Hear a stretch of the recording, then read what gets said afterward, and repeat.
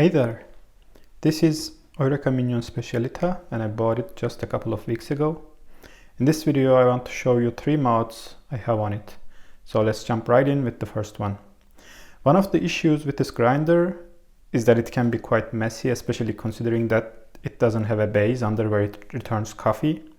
So I found this model on thingsiverse.com and had it 3D printed online. And I think it matches the grinder perfectly. As you can see, the design as well as the color doesn't look like it's an extension, but it looks like it's native. The only shortcoming is that it's not long enough, so it's not guaranteed that it will capture all the mess.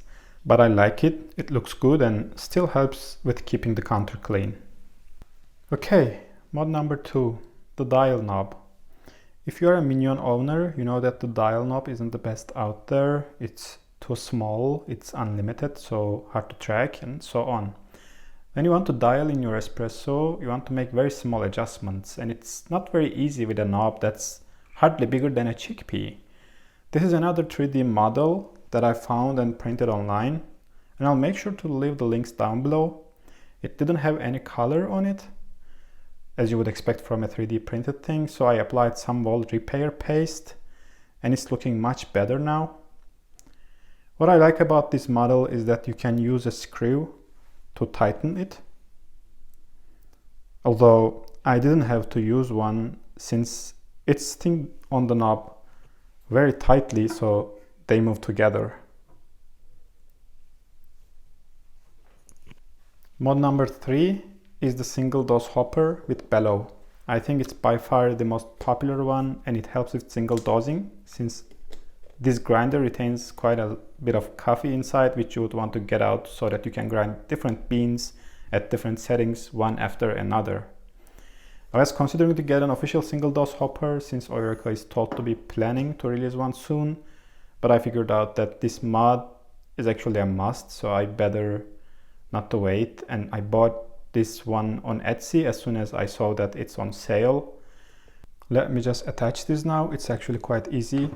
All you have to do is just take off the default hopper, and as you can see, it has, I don't know if it's visible, but it has a mark to guide you, and once you align that, it sits very nicely, and all you have to do is just put in the coffee, and then once you are done grinding, I think this is important, you shouldn't do it while grinding, at least based on my experience. It doesn't give you very good results, I think. So it's better that if you do it after you finish grinding, just for the leftover coffee inside. Overall, I'm quite happy with this. It does give you back the coffee that you put in, although it leaves a mess sometimes since the ground coffee can be very dusty and it tends to spread around. And also it cannot help you with popcorning. So I had to make an extension that can push the coffee back. It's quite ugly and primitive, but it gets the job done. So what I do is after I put in my coffee, I put this on top of the coffee, and then basically it pushes the coffee down. And since there are some holes here, I can also pump the air through them like this.